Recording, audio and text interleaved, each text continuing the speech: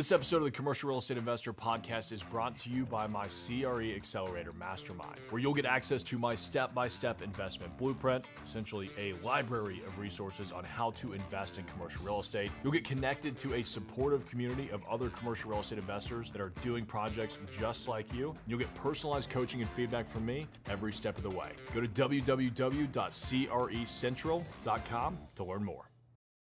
Welcome back to the Commercial Real Estate Investor Podcast. We are live from the Cobble Group Studios here in Nashville, Tennessee, with another round of office hours. So this is where I go live and I answer whatever questions you have on deals that you're doing, how to get started in commercial real estate. Doesn't really matter. I am here to answer your questions. We do this on the second Tuesday of every month at 8:30 a.m. Central Standard Time on YouTube. So if you're listening on the podcast, feel free to join me then. Every second Tuesday at 8:30 a.m. Central Standard Time.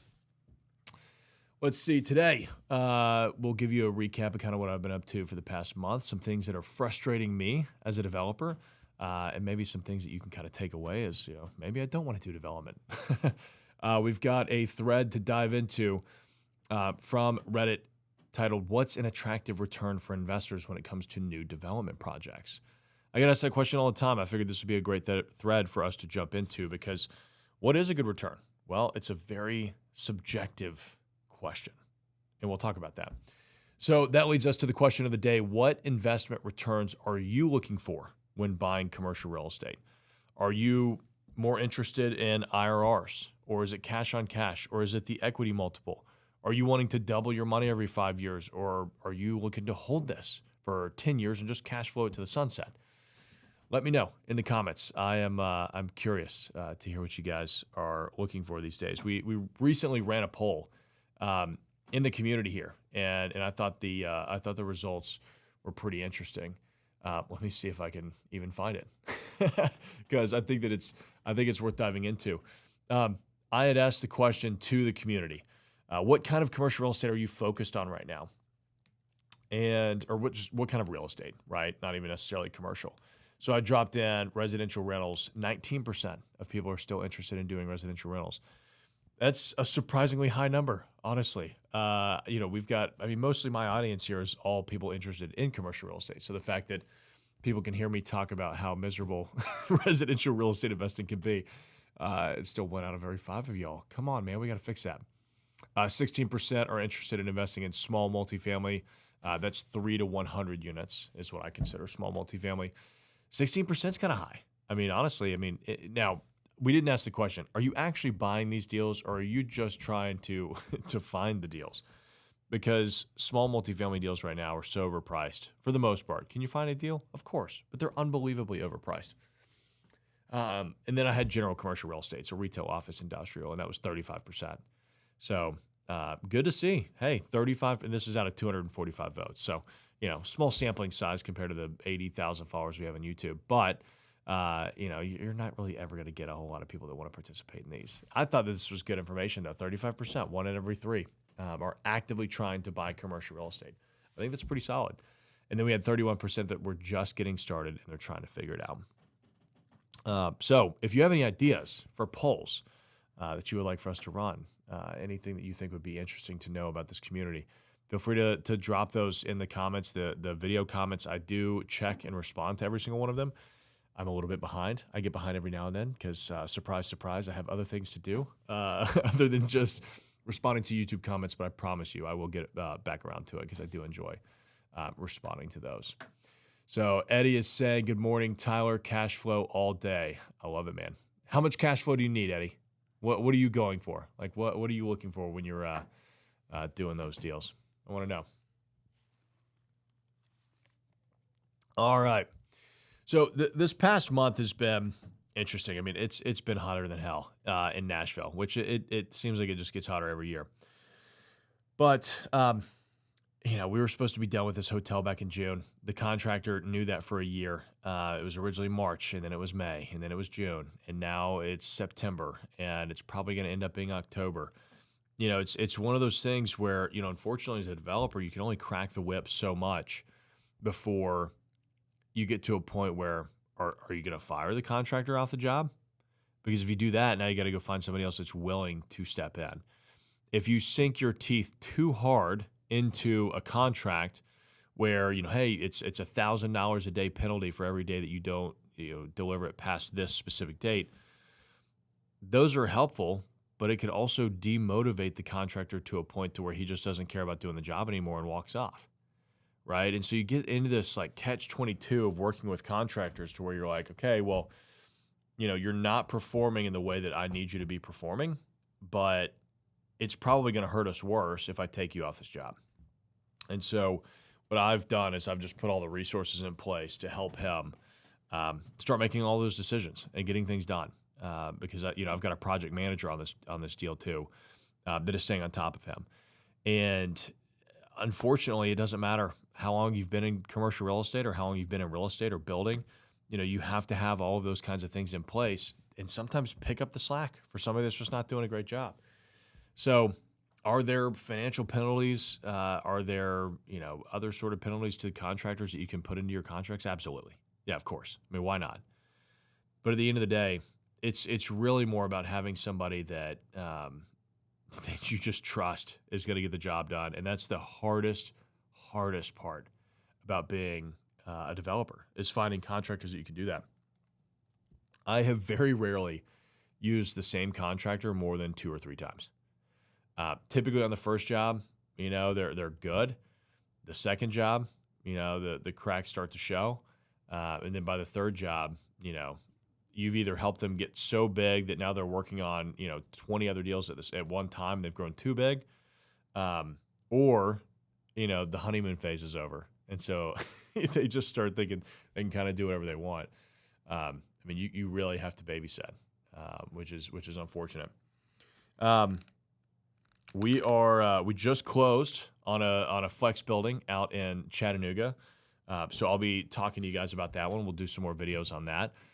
You probably saw a video that I did on this channel not too long ago.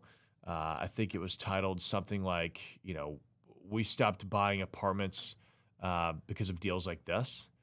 That was actually a video of my partner and I going and walking the property, touring it and kind of walking you through how we're doing the deal. We actually raised capital for that one. So I talked about that. We kind of did a little investor pitch there at the end, so you can kind of see how we do things. Really excited for that. It's 101,000 square feet out in Chattanooga, mostly occupied. It's over 92 or 93% occupied. So the plan is to just come in, do a light value add, increase the rental rates, flip some tenants over, and flip the deal. It'll be probably a 3-year deal, and we'll be documenting it every step of the way, which is exciting. Joseph is saying, how do you vet your contractors? I think that's a great point. I want to hit this before we move on to anything else. It's really, really tough because everybody interviews well. I mean, anybody can lie for 30 minutes. What I like to do is I like to get out and talk to developers that they've worked with, right? That's the best thing that you can do, hands down. But just, if you can't do that, get out there and look at their job sites. Get out there and see, how they're running things. The biggest problem that I have with the contractor now, I've worked with him before and he was fine. I think he's just got too much going on at the moment. And so we're just having to stay on top of him far more than I would like to, and see how dirty somebody's job site is. I think that tells you a lot about them as a business owner. Honestly, tells you quite a bit. I also think that, how professional they are when it comes to documentation, that can be another thing. If they are not using contracts, like they don't have an AIA contract or their own custom contract, they're just trying to do things by a handshake or whatever, that is a huge red flag to me because that's not how this world works. You should not be doing that. Eddie's saying he wants about $1,000 a month or $100,000 cash investment from his cash flow. Eddie, we got to get those numbers up, man. You got to get those numbers up. I think what was it? Oh man, I'm trying to remember because we just did a poll of members in the Accelerator Mastermind, and let's see, 19.57% of the members are making over $10,000 a month in passive cash flow from their investments. So we could definitely get you up there, buddy. Just keep working on it. I thought that was pretty cool. Like 1 in 5 members of the mastermind are making over $10,000 a month. Like that's a lot of money, which is pretty cool. So, let's see. Wheeler's saying, I have a lead on a 1.5 acre property. It's zoned for industrial and it's being used as a lot where broken down cars are being parked. How would you add value to this deal? Well, I mean, I don't know enough about that. Like, is it in the middle of nowhere, Nebraska, or is it in the middle of downtown Manhattan? Obviously, two very different answers if that's the case. But what I would do is I would look up the zoning and figure out what you can actually build there. Maybe you need to talk to an engineer to figure out what the building envelope could be. But go through that process, figure out what you can actually build, and see if that's worth the squeeze, right? If it's worth putting the money into it. Otherwise, maybe it's worth just parking cars there. Unfortunately, Wheeler, I just don't have enough information on that deal to be able to really give you good advice. So I don't want to go too far into it. All right, cool. Let's dive into. That is not what I meant to do. Live production, man. All right, so this is on Reddit. What's an attractive return for investors when it comes to new projects? So the question is. Or the poster is saying, hi, folks. Myself and my business partner have started a development firm. He owns well, hold on. That's a little concerning right off the bat. You've started a development firm and you don't know what attractive returns are for investors when it comes to new development projects? Interesting. He owns his own construction company, and I've been in the investing and financing side for over half a decade. I like how he said half a decade instead of 5 years. We're starting off small to have a project between both of us complete, as sponsorship experience is vital to getting financing for larger projects down the road. That is true. Your first deal, doesn't matter the size. Just go get a deal done, because once you have that track record under your belt, it's going to make everything else in your life substantially easier. At this time, we're doing a 4-plex and looking to scale quickly afterwards. We will build larger buildings with more units. So yes, I know 4 units doesn't consider as commercial right now, but the intent of the post is for larger projects in the future as well. We would be using investor funds to purchase the land and get us to the first construction draw. However, we have received feedback that the return offered is not attractive enough. At this time, we were able to make the numbers work by offering an 8% annual return. Ooh, that's horrible. I would never give my money for that. Is that all you're getting? It looks like that's all they're getting. Even at an 8% return, we would still have a small handful of investors' capital invested in the building after the takeout financing, and they would only be paid out upon a refi 5 years later. We know we got an amazing price on the land. The area has strong rents, and our build costs are less than average due to the in-house construction and general contractors. So basically, if we can't make this work, nobody should be able to. But offering 9 to 14% does not make the project feasible. 100% right off the bat, if 9 to 14% to your investors doesn't make this project feasible, it's not a project worth doing.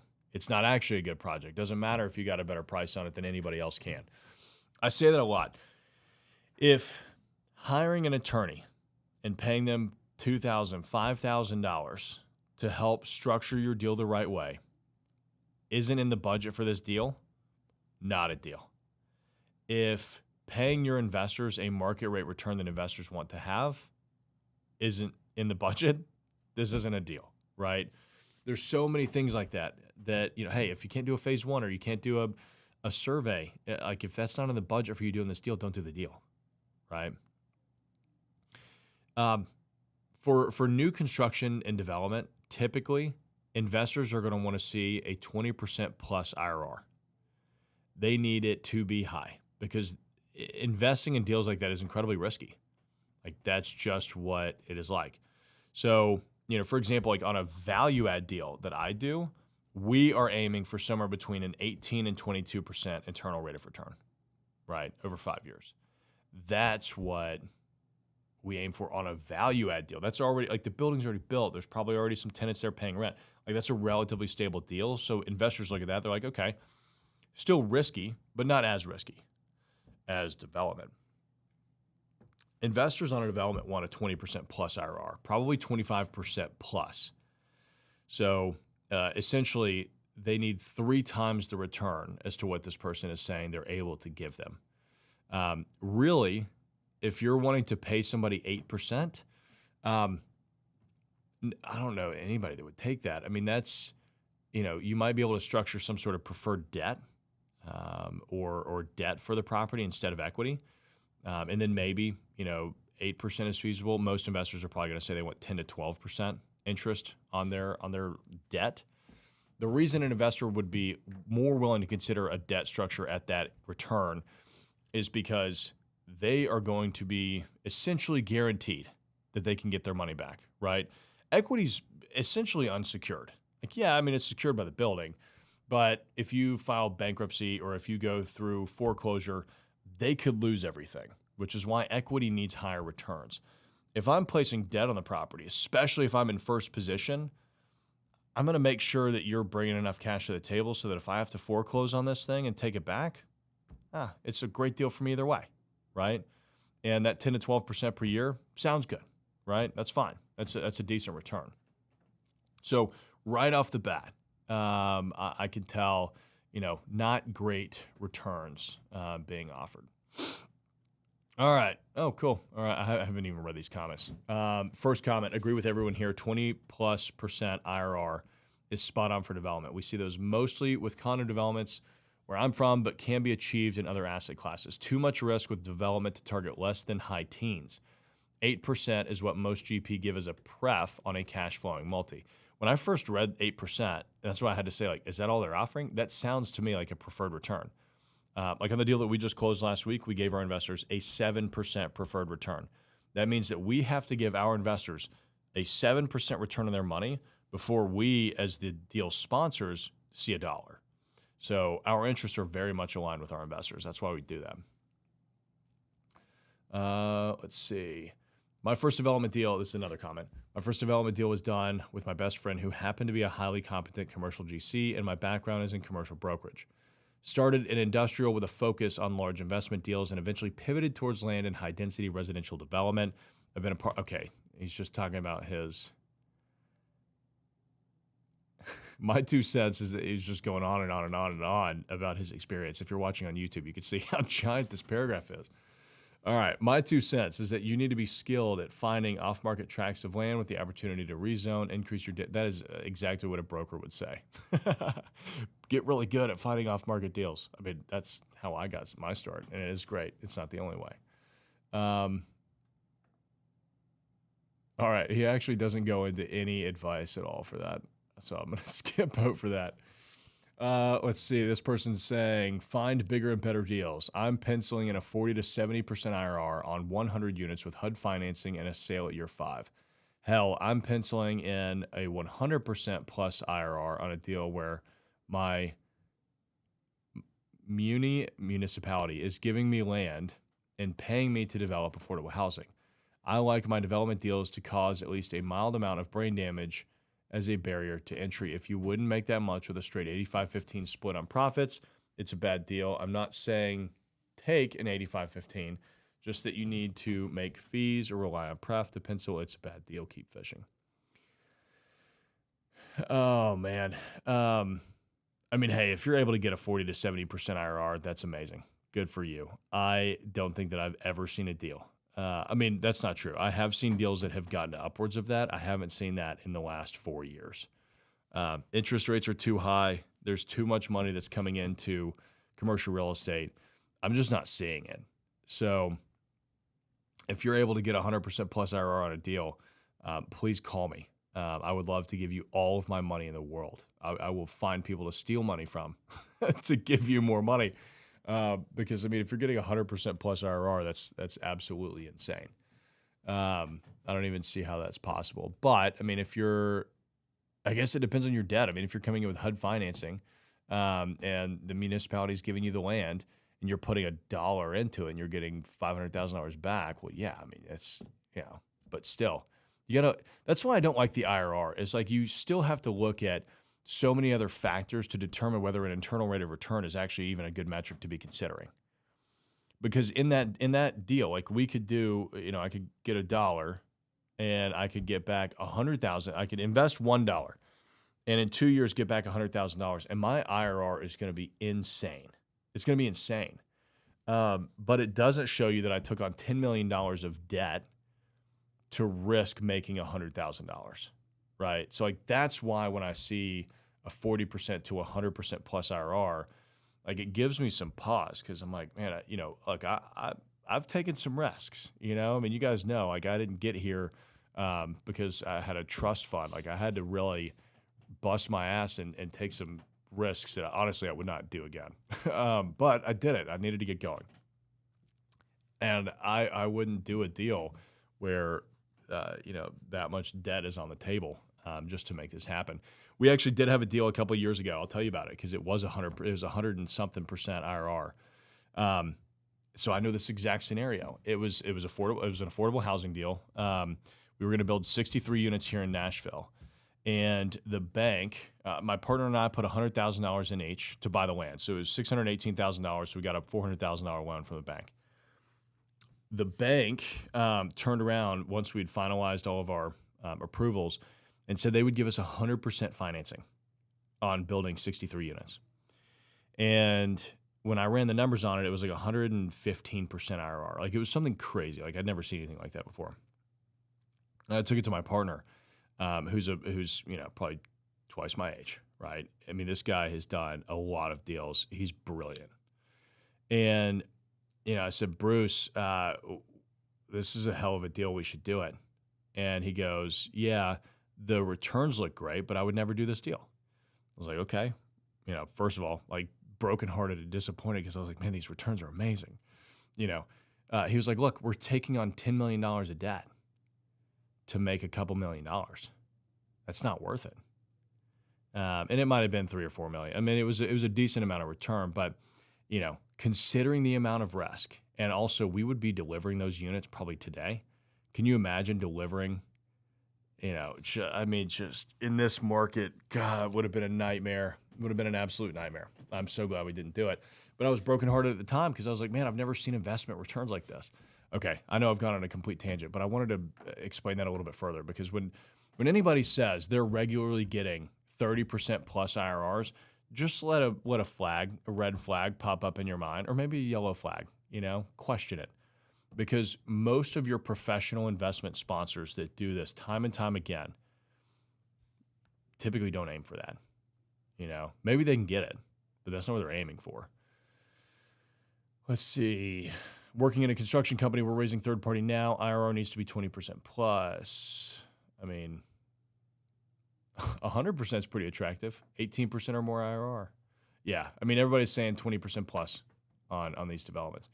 So, I mean, that's, there you have it for what are attractive returns for investors when looking at new development projects. I aim for a 20% plus IRR. I just don't think that anything less than that is going to be attractive. I mean, you got to think about it. You can invest in multifamily, which, is stable. Yeah, you're not going to get good returns, but it's stable, and you're getting a 12% IRR, right? I mean, it's again, not great, but like I'm not taking the risk of building something completely new and hoping that it works, and I'll get a 12% IRR. So why bother?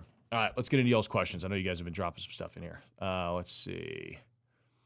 Jared is saying, question of the day, looking for high single-digit cash on cash, so 8-9% returns, 2 times equity multiple in less than 5 years. I love it. Yeah. He said, that said, not finding anything out there that will get those returns right now. I'm sorry to hear that, Jared. But that's what I am for. Cash on cash return over a 5-year period, fine, whatever. But a 2 times equity multiple, that is my favorite return metric. That is what I go by, is the equity multiple. Oh, but Tyler, that doesn't take into account time or years. Yeah, I can do simple math and look at like a 2 times equity multiple over 5 years versus a 2 times equity multiple over 10 years. Which one is worse? It's not that hard to figure that out. Obviously, you're going to take the 2x over 5 years, right? I'm big on the equity multiple because it doesn't lie. It just like IRRs lie. I'm telling you. Let's see. Luigi is saying, hey, how do I know how much tenant improvement allowance to give a tenant? Luigi, the best thing to do is to just call around in your local market and figure out what's the market rate, right? It's like your tenant improvement allowances are just like your rental rates. There's going to basically be a market rate for that. Typically, brokers will know it. In Nashville, it totally varies. Like for a second generation space, you might get 10 or 20 bucks if it's really worth it. Sometimes you're taking it as is. If it's new construction, you might get 50 to 100 bucks a foot in tenant improvement allowances. It completely depends. And so that's why it's so important to just call the brokers that are working on deals similar and see what they're saying. Nick is saying, morning, Tyler. Good morning, Nick. Thanks for joining us, man. Good to see you here. Roy is saying, how to enforce deed restrictions called covenants that has a liquor license non-compete. How to enforce the deed restriction. So, Roy, I want to make sure that I'm understanding this properly because I'm dumb. But are you saying that you have a deed restriction on your property that says you cannot get a liquor license?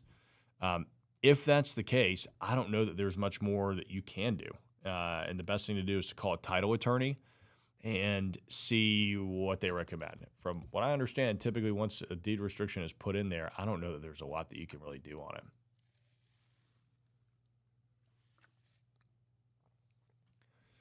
Let's see. Wheeler's saying it's in a heavy industrial area in Metro Atlanta. There's currently a 900 square foot building on the land. Yeah. I mean, Wheeler, there's a ton of stuff that you could do with that.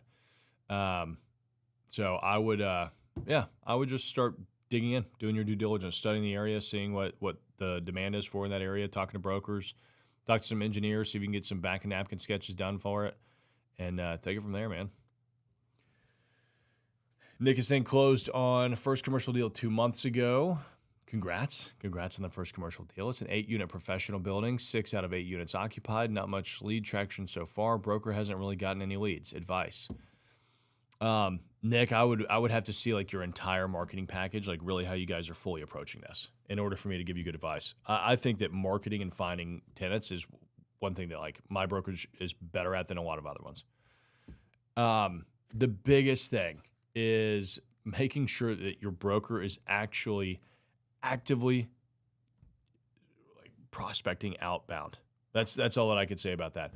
Are they sitting there and hoping that the sign that they put up is gonna, generate all the attention, or have they put together a list of all of the potential types of businesses that could work in those spaces, and they're calling them every week?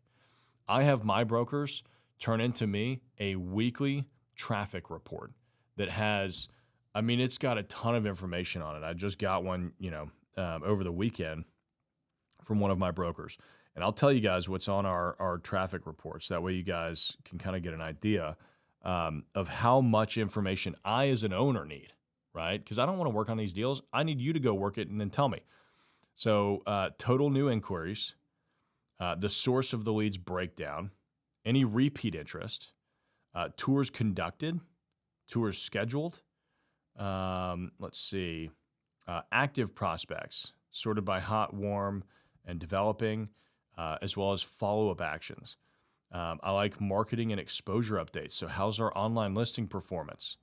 How's, how are we looking on across our different platforms? Because we're on Crexy. I've got my own website. We've got email blasts. We've got social media. And then we've got our own like CRM that'll send out, text messages and stuff like that to people who've inquired. We look at competing listings and market feedback. What's going on? What else is coming on the market against these listings? And what is the feedback that we're getting from prospects?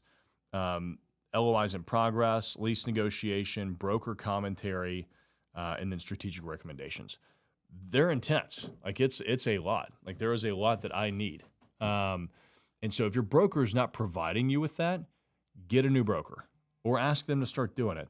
It's not a super complex thing to do, especially with AI nowadays. Tell them to sit down for 10 minutes and have a conversation with ChatGPT to get you all of this information.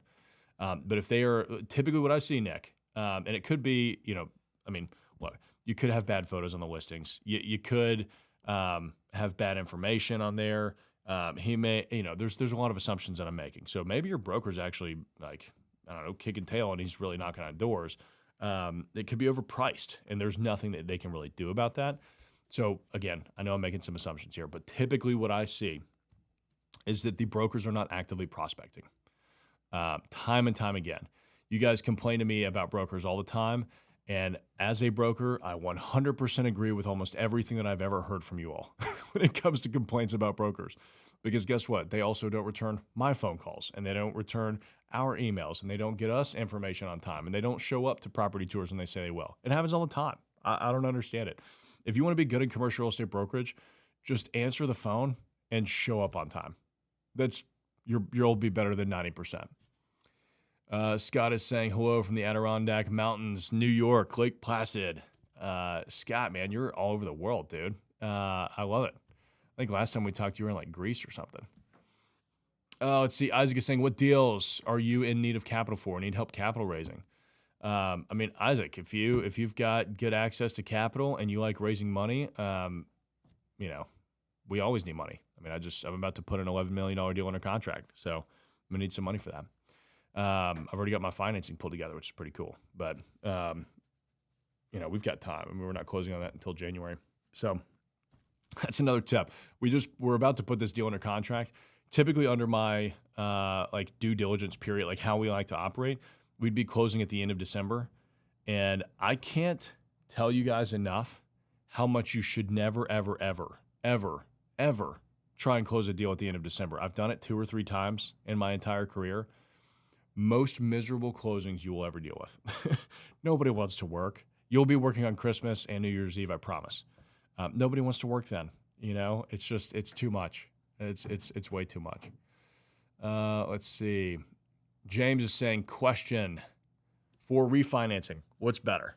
To purchase the building and lease back 100% of the property to the seller, or only lease back 10% to the seller and 50% to 10 new leases?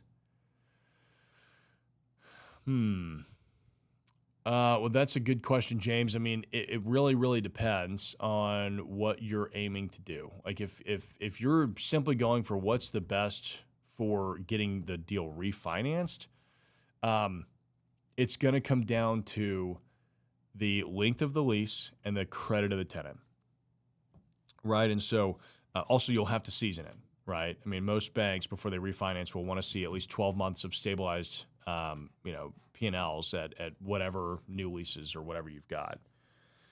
So, if you're doing that, I mean, either one could work. They could both be equally as great. Like if the seller is Apple, I'm sure you're probably going to get better refi terms than if the 10 new leases are all small businesses. So there's a lot of factors that kind of go into that, and unfortunately, I can't really answer it. Either one can actually be better. There's a lot else that depends on it. He's added to this, for refinancing, does the bank prefer one lease at 100% of the space or 70% to 15 new leases at higher rent but 30% vacant?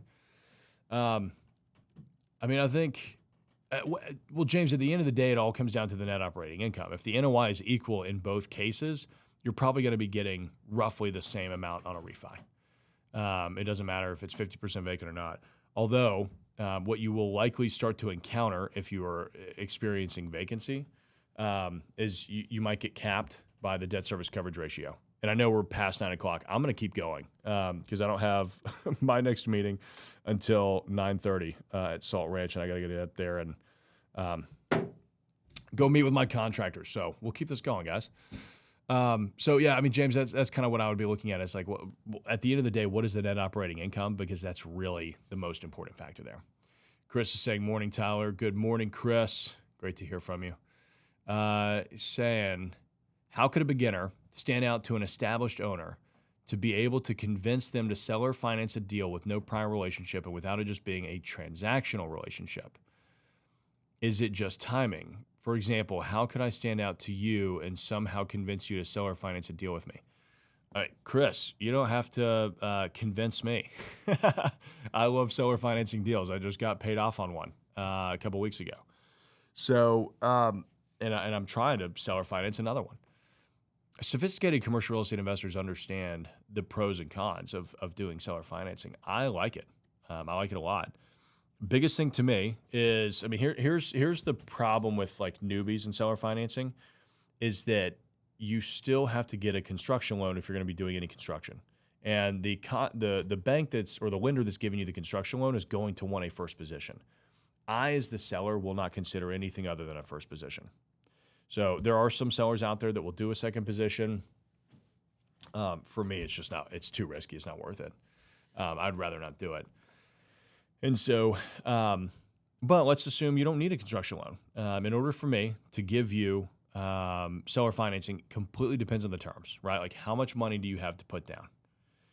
If you have no money to put down, then I'm going to be making you get a massive insurance policy to make sure that my property doesn't get torn up because I am expecting to foreclose on it. And I'm going to give you some super high interest rate, right? It's just how it is, right? If you've got no track record, because you got to think about how much risk I'm taking. I'm basically giving you a property and hoping you don't mess it up. Whereas if let's say I'm selling you $1 million property and you bring $200,000 down, well, at that point, I feel pretty good. If I have to foreclose on this, I've got your $200,000 plus my $1 million property. I'm feeling good about it. Plus whatever interest payments you've made. At that point, then we can start negotiating what it looks like in terms of the amortization or the interest rate or how many years we're going to carry it. It all completely depends. Chris, I think the biggest thing for you as a beginner is to just fully understand 100% of the levers and the mechanics of how seller financing works, because then you'll be able to tell a property owner why it would make sense for them to do that instead of just selling it and taking the money, right? And so part of that is being able to ask the right questions, but part of it is fully understanding how to best structure seller financing. And so if you can learn that, I don't think it necessarily matters if you're a newbie. You just got to get in front of the right person. Adam is saying, for someone looking to break into commercial, do you recommend getting a license? I'm currently wholesaling residential. Adam, here's the thing. Like my take on getting your real estate license to be a commercial real estate broker. If you want your full-time job to be commercial real estate brokerage and you're investing on the side or you're using that to get cash and experience to then start investing, 100% go do it. It's going to take you 3 to 5 years before you start making money.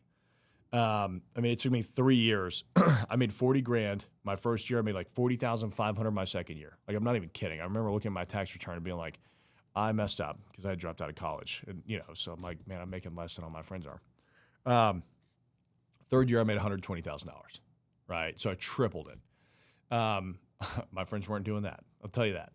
So, it really just comes down to how much time and energy you want to commit to it. If this is something like part-time, like you just want to get your license because you want to buy commercial real estate and you think it's going to help, I would just avoid it. There's no point. You can always just wholesale deals to buddies, collect a fee doing that.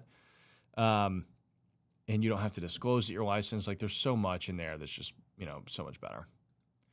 Luigi is saying, would you be my broker in Roxborough, North Carolina? Luigi, I probably wouldn't. It depends on what you're looking to buy. We help investors buy deals all over the country, right? So mostly single tenant net lease deals, but we do investments from, we've gone, Texas out to North Carolina and pretty much everywhere in between, right? The reason we don't go further west is just because once you start getting to Arizona, California, Portland, Oregon, some of those areas, I'm at Washington, not Portland. When you start getting into some of those areas, it just the returns, it gets tough. It's a different type of investing. And so, we just don't like to do it, to be honest with you. So yeah, look, if you're buying commercial real estate and you've got a substantial budget, we'd be happy to help. If you're looking to like lease space, probably not a fit for us. But I may be able to help you find somebody in Roxborough that's qualified. Oh, let's see here. Scott is saying, thanks for your time, Tyler. Absolutely, Scott. Hope you're doing well, man. Loving all the traveling. Dylan is saying, how do I find a lender that can help me finance a housing assistance program 24 unit? Ooh, Dylan, I have no idea, man. I don't really do a lot of affordable housing. I would love to, and I've got a buddy that does it, and we're trying to figure out how to create more affordable housing here in Nashville on a market rate. I've done one that I stepped in as a kind of a project manager to assist the development team in getting this across the line. It was 126 units here in Nashville, which was a great experience. I loved every bit of that. But I'm not really sure about the financing on that. Probably the best thing to do is to call your local municipality and ask them, who they would recommend that you talk to. There are, like Nashville has several affordable housing programs to help people do this kind of stuff. And so you could probably just look those affordable housing programs up in your area and start calling them and just say, hey, look, I'm planning on, doing this 24 unit affordable housing project. Who finances deals like that? And they'll be able to point you in the right direction. Guys, thank you for joining me for this month's office hours. We will be live again the second Tuesday of September, 8:30 a.m. Central Standard Time. So if you have any questions, that's the 9th, September 9th, by the way. So if you have any questions on commercial real estate as you are going over this next month, you're doing your deals, and you want some advice on it, feel free to jump in then. If you've been listening for a while or if it's your first time listening, please give me a thumbs up if you enjoyed this. If you're on Apple Podcasts or Spotify, give us a rating, give us a review. It helps me get out there in front of everybody and make sure that we're spreading the gospel of commercial real estate. Cheers, guys. We'll see you in the next one.